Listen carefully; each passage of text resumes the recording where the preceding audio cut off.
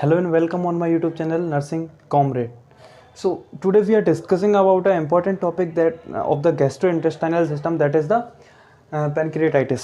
तो pancreatitis basically होता क्या है कि पिछली वीडियोस में हम डिस्कस कर चुके थे कि आइटिस जिस जगह पे अगर आइटिस आ जाता है, आइटिस जो टर्म है जिस जगह पे आ रही है, तो उसका सीधा सीधा सा मतलब होता है कि उस जगह पे इन्फ्लामेशन की कंडीशन अराइज हो रही है। ठीक है, तो उसी तरीके से जिस तरीके से अपन ने गैस्ट्राइटिस में पढ़ा था कि आइटिस का मतलब होता है इन्फ्लामेशन, और अगर गैस्ट्राइटिस में आइटिस आ रहा है तो उसका मतलब हो गया स्टोमक में इन्फ्लामेशन। तो उसी तरीके से जो पैनक्रियाटाइटिस है वहाँ पे आइटिस आ रहा है तो इसका मतलब हो जाएगा पैनक्रियाज में इन्फ्लामेशन की कंडीशन। ठीक है, अब बेसिकली डेफिनेशन ऐसी होगी कि पैनक्रियाज ग्लैंड में इन्फ्लामेशन। ठीक है, अब हम सबसे पहले इस डिजीज़ को पढ़ने से पहले हम ये जान लेते हैं कि पैनक्रियाज की लोकेशन कहाँ होती है एक्चुअली। तो पैनक्रियाज की लोकेशन के बारे में अगर बात करें तो जो स्मॉल इंटेस्टाइन का डुडेनम वाला पार्ट होता है, जो डुडेनम का जो कर्व होता है, ये ग्लैंड उस कर्व के मतलब कर्व में और स्टोमक के पीछे की साइड में सिचुएटेड होती है, राइट साइड में। डायग्रामेटिकली अगर देखें अपन तो ये अपना स्टोमक वाला पार्ट हो गया, ये अपना स्टोमक वाला पार्ट हो गया, और ये हो गया कर्व, स्मॉल इंटेस्टाइन का कर्व। ठीक है, अब जो पैनक्रियाज ग्लैंड है वो कहाँ पे होगी, इस जगह पे। यहाँ से पैनक्रियाज चली राइट साइड से और इसके स्टोमक के पीछे की साइड में जाके ये सिचुएटेड हो गई। ठीक है, ये जो साइड है ना, स्टोमक के पीछे वाला साइड है, पीछे वाला जो दिख नहीं रहा है यहाँ पे, ये होगी अपनी पैनक्रियाज ग्लैंड। तो पैनक्रियाज का बेसिकली काम क्या होता है, ये एंजाइम भी प्रोड्यूस करती है और ये हार्मोन भी प्रोड्यूस करती है। हार्मोन की अगर बात करें तो ये हार्मोन में ग्लूकागॉन और इंसुलिन हार्मोन प्रोड्यूस करती है। हार्मोन में बेसिकली दो हार्मोन प्रोड्यूस करती है, ग्लूकागॉन और इंसुलिन। अगर एंजाइम की बात करें तो एंजाइम में ये जैसे कि ट्रिप्सिन, लाइपेज एंजाइम, ये एंजाइम प्रोड्यूस करती है, जिसका काम क्या होता है कि जो फूड होता है डाइजेस्टिव ट्रैक्ट में, उसको डाइजेस्ट करने के काम आता है क्या, एंजाइम। ठीक है, इंसुलिन।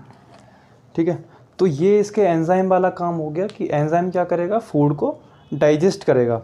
अब हमने डेफिनेशन देख ली, इसकी फंक्शन देख ली, इसकी लोकेशन देख ली, तो इसके बाद अपन टाइप्स पे आते हैं कि टाइप्स इसके क्या क्या होंगे। तो टाइप्स में बेसिकली एक्यूट और क्रोनिक दो टाइप का पैनक्रियाटाइटिस जो होता है, तो कंडीशन होती है एक्यूट और क्रोनिक। एक्यूट कंडीशन होती है जो कि बहुत ही जल्दी क्विकली डेवलप हो जाती है और बहुत ही जल्दी रिजॉल्व भी हो जाती है। तो एक्यूट पैनक्रियाटाइटिस में क्या होगा कि ये जो कंडीशन होती है पैनक्रियाटाइटिस की, ये जो इन्फ्लामेशन हो वो क्विकली डेवलप भी क्विकली हो रहा है और प्रॉपर ट्रीटमेंट लेने के बाद रिजॉल्व भी क्विकली हो रहा है। तो और क्रोनिक में क्या होगा कि ये बहुत टाइम तक लंबे समय से चलती आ रही है, प्रोलॉन्ग पीरियड से ये इन्फ्लामेशन चलता आ रहा है और आगे जाके ये इतनी वर्स सिचुएशन में, वर्स कंडीशन में जा रही है कि एक तरीके से अपन बोल सकते हैं कि परमानेंट कंडीशन में ये कंडीशन चली गई, जिसमें कि इसके पैनक्रियाज जो ग्लैंड है उसका फंक्शनल रिस्ट्रिक्शन हो गया, फंक्शनल और स्ट्रक्चरल डिस्ट्रक्शन हो गया। वो पैनक्रियाज ग्लैंड बिल्कुल ही ख़त्म होने लग गई और रिकवरी के चांस बहुत ही माइनर हो गए, या फिर ये बोल लो कि रिकवरी होगी नहीं।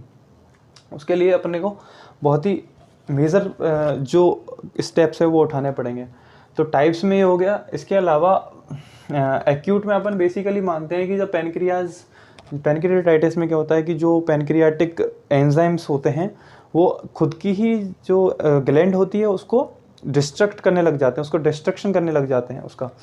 तो उस वजह से एक्यूट पैनक्रियाटाइटिस भी हो सकता है। कॉजेज़ में अपन देखते हैं कि अल्कोहल, अगर कोई पर्सन बहुत ही सीवियर तरीके से अल्कोहल इंटेक कर रहा है, बहुत ही सीवियर तरीके से अल्कोहल इंटेक कर रहा है, तो वो कंडीशन जो है वो पैनक्रियाटाइटिस को अराइज कर सकती है।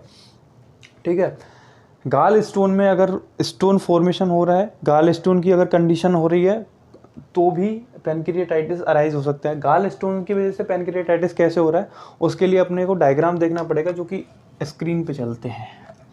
सबसे पहले हमने यहाँ पे एक लिवर बना दिया, लिवर भैया बना दिया सर इस जगह पे। ठीक है, हमने इस जगह पे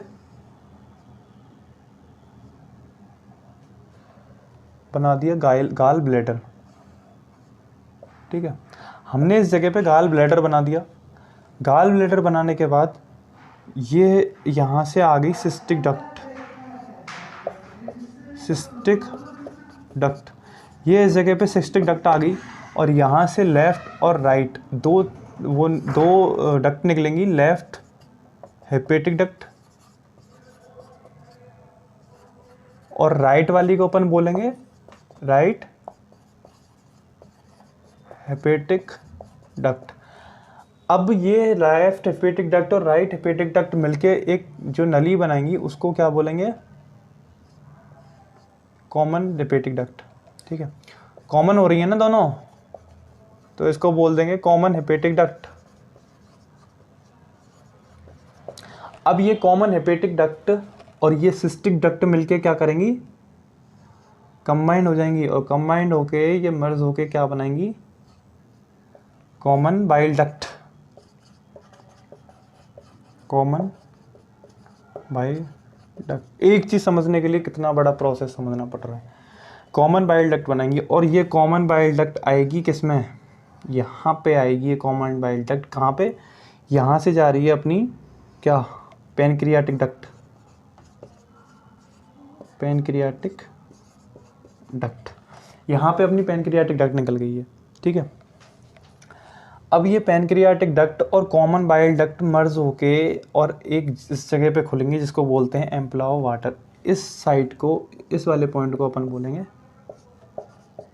एम्पुला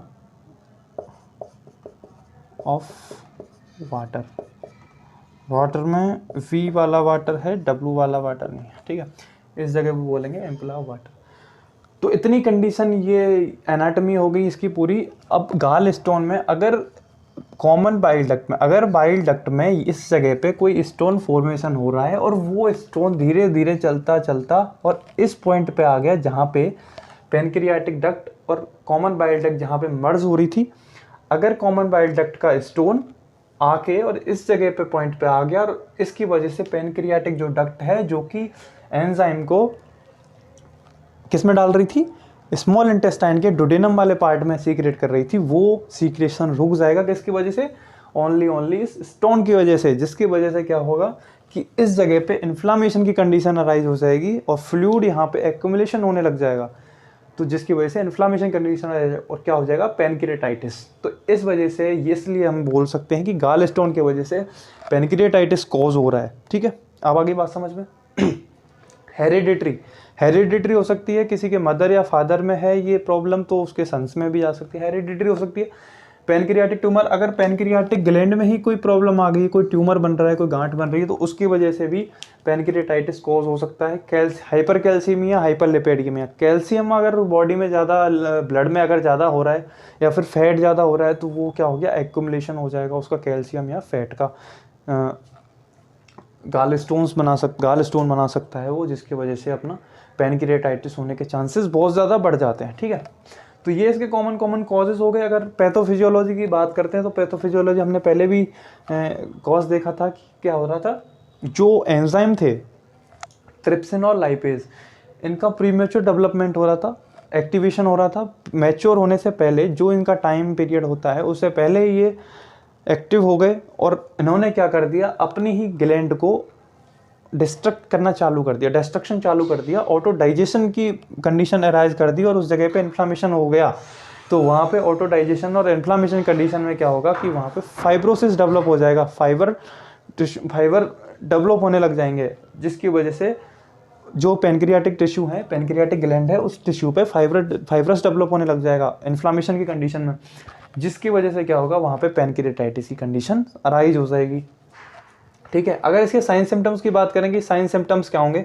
तो पेन होगा बहुत सीवियर तरीके से, एपिगैस्ट्रिक रीजन में भी होगा और राइट अपर राइट एब्डोमेन में भी होगा। ठीक है, लो ग्रेड फीवर आएगा, इन्फ्लामेशन की कंडीशन है तो जाहिर सी बात है कि हल्का हल्का बुखार होना स्वाभाविक सी बात है। लो ग्रेड फीवर आएगा, वेट लॉस होगा क्योंकि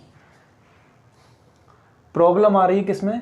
पैनक्रियाज में प्रॉब्लम आ रही है, तो पैनक्रियाज का काम रुक गया। क्या? फूड का डाइजेशन करना। फूड का डाइजेशन नहीं हो पा रहा है तो उसकी वजह से क्या होगा? न्यूट्रिशन सप्लाई नहीं मिल पाएगी। जो न्यूट्रिशन डाइजेस्ट ही नहीं होगा तो न्यूट्रिएंट्स कहाँ से निकलेंगे, और न्यूट्रिएंट्स नहीं आएंगे तो प्रॉपर न्यूट्रिशन नहीं मिलेगा बॉडी को, तो उसकी वजह से एक प्रॉब्लम अराइज होती है जिसको बोलते हैं माल न्यूट्रिशन। माल न्यूट्रिशन की कंडीशन अराइज हो रही है तो उसको क्या बोलेंगे, कोई न्यूट्रिएंट्स की कमी आ रही है बॉडी में, और न्यूट्रिएंट्स की कमी आ रही है तो ऑटोमेटिकली वेट लॉस होने लग जाएगा पेशेंट का। नोजिया वोमिटिंग कंडीशन आ रही है। नोजिया वोमिटिंग क्या होगा, नोजिया का मतलब होता है फीलिंग ऑफ वोमिटिंग, और वोमिटिंग जनरली जो वोमिटिंग होती है वो होती है। नोजिया वोमिटिंग क्यों हो रहा है, जब फूड का डाइजेशन अच्छे से नहीं हो पाएगा तो इंडाइजेशन की कंडीशन में नोजिया और वोमिटिंग के चांसेस हो जाएंगे अराइज होने के। ब्रीथलेसनेस होगी, इस जगह पे ब्रीथलेसनेस क्यों हो रही है, क्योंकि बहुत ज़्यादा सीवियर तरीके से पेन अराइज होगा, पेशेंट को पेन हो रहा है और सांस लेने में प्रॉब्लम आ रही है, क्योंकि सांस जैसे ही पेशेंट ब्रीथिंग करेगा तो उस जगह पे बहुत सीवियर तरीके से पेन होगा, जिसकी वजह से उसको डिफ़िकल्टी आएगी ब्रीथ करने में। इसके अलावा अपनी एक कंडीशन और आती है कि इन्फ्लामेशन की कंडीशन में कुछ ऐसे इन्फ्लामेटरी सब्सटेंस ब्लड में चले जाते हैं जो कि रेस्पिरेटरी सिस्टम को अफेक्ट करते हैं, जिसकी वजह से एक कंडीशन हो सकती है जिसको अपन ARDS बोलते हैं, एक्यूट रेस्पिरेटरी डिस्ट्रेस सिंड्रोम्स। ठीक है, इसके अलावा एक चीज़ और है जॉइंडिस। पेशेंट को जॉइंडिस भी हो सकता है, क्योंकि ये लिवर को भी अफेक्ट कर सकता है, क्योंकि अगर बाइल डक्ट में अगर कोई स्टोन फॉर्मेशन हो रहा है तो यहाँ पे भी इन्फेक्शन अगर होने के चांसेस हो जाएंगे, और ये लिवर को भी अफेक्ट कर सकता है, जिसकी वजह से जॉइंडिस मतलब पीलिया होने के चांसेस भी बढ़ जाएंगे। तो ये इसके साइन सिम्टम्स में आ गए कॉमन। तो हमने पैनक्रियाटाइटिस में मेनली देखा कि इन्फ्लामेशन, मतलब जो डेफिनेशन थी उसकी एनाटमी थी, साइड थी, टाइप देख लिया हमने, एक्यूट और क्रोनिक दो तरीके के होते हैं, कॉजेज देख ली हमने कि क्या क्या कॉजेज हो सकते हैं, पैथोफिजियोलॉजी हमने देख ली, इसकी साइन सिम्टम्स देख लिए। तो अगली वीडियो में अपन डिस्कस करेंगे डायग्नोसिस और ट्रीटमेंट, कि इसका ट्रीटमेंट कैसे किया जाता है मेडिकली और सर्जिकली। हमने ये सारी चीज़ एक वीडियो में डिस्कस नहीं की, क्योंकि अगर हम एक वीडियो में डिस्कस करते हैं तो ये वीडियो बहुत लंबी चली जाती, क्योंकि हमने इसका डायग्रामेटिक तरीके से भी हमने इसको समझा है। और एक और बात जो हमने पिछली वीडियो में जो डिस्कस किया था गैस्ट्राइटिस और गैस्ट्रोएंटराइटिस, उसमें एक टर्म आई थी हेमेटेमेसिस। तो दो टर्म होती हैं बेसिकली, हेमेटेमेसिस और हेमोप्टाइसिस। अगर वोमिटिंग में ब्लड आ रहा है तो उस कंडीशन को बोलेंगे हेमेटेमेसिस, और स्टोमक और स्पुटम में अगर ब्लड आ रहा है तो उसको बोलेंगे हेमोप्टाइसिस, जो कि हमने उल्टा बोल दिया था पिछली बार, तो उसको अपन करेक्ट कर लेंगे। ठीक है, तो बाकी अपन नेक्स्ट वीडियो में अपन डिस्कस करते हैं डायग्नोसिस और ट्रीटमेंट के बारे में। तब तक के लिए चैनल पे बने रहें। थैंक यू, धन्यवाद।